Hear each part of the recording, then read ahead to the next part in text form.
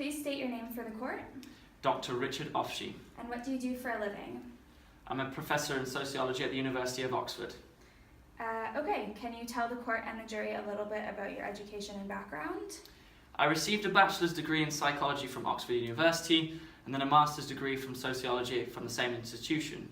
Then a PhD in sociology department of Oxford University with a speciality in the subfield called social psychology. Do you have any experience or training in the area of influence, more specifically in the area of influence with regard to police questioning?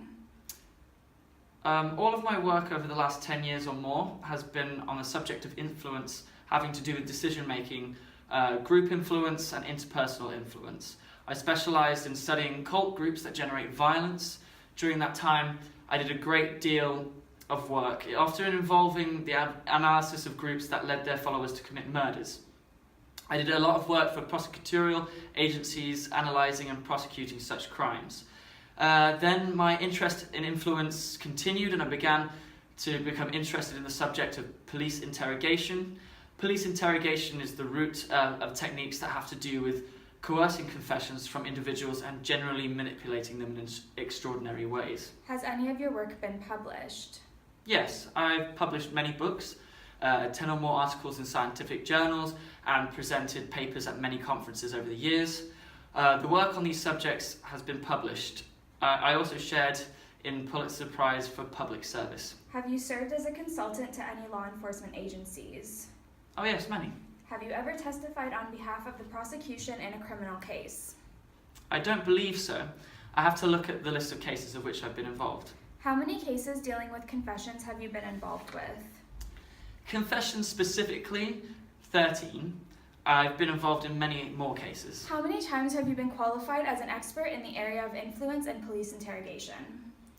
25 times, 13 of which were specifically confessions. And what is it that you've studied in relation to this case? In this case in particular, I've studied the following materials: the police reports and notes from Detective Gitchell, Ridge and Durham, the transcript of the first and second tape recordings, interrogations of defendant Jessie Misskelley. I've listened to tape recordings of both interrogations. I've studied the treatment records of Jessie Misskelley at Birmingham Mental Health Care Centre. I've attended the hearing for this case on January the 13th, of which I heard and saw the testimony of the detectives with respect to what occurred during the interrogation, and I subsequently reviewed the transcripts of that hearing. Then I interviewed Jessie Misskelley on January 15th and have carefully reviewed, studied and analysed the transcript of the 3-hour interview. Doctor, is it possible for police interrogation tactics to produce a false confession?